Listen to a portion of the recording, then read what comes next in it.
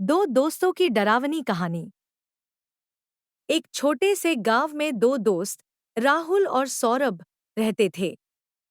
दोनों बचपन से ही साथ थे और हर काम साथ करते थे।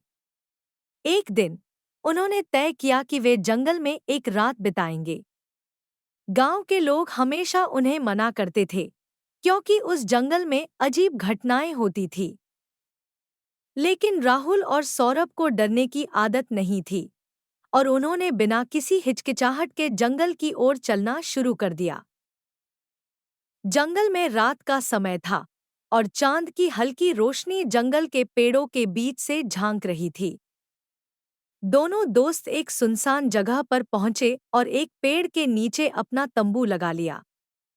रात बढ़ने लगी और जंगल की खामोशी और घना अंधेरा उन्हें और भी डरावना लगने लगा। अचानक उन्हें दूर से एक अजीब सी आवाज सुनाई दी, जैसे कोई हंसी के साथ चीख रहा हो। सौरभ ने राहुल से कहा, क्या तुमने यह आवाज सुनी?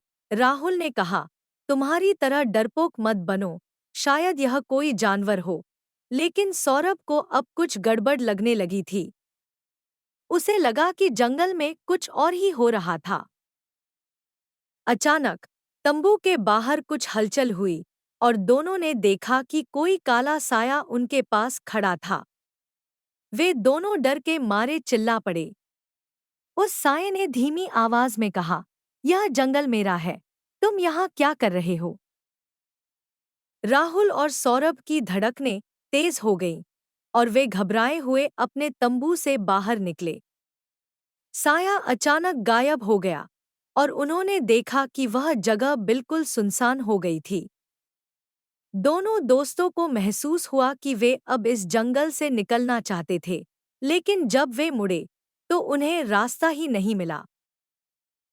कुछ घंटों बाद उन्होंने देखा कि उनके आसपास कुछ अजीब से चेहरे दिख रहे थे, जो अचानक गायब हो जाते थे।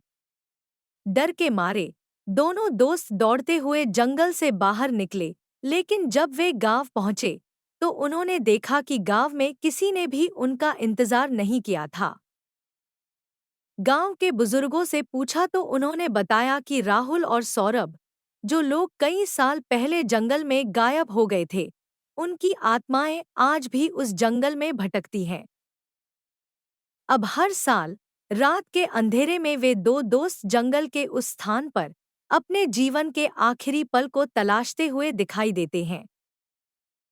कहानी खत्म।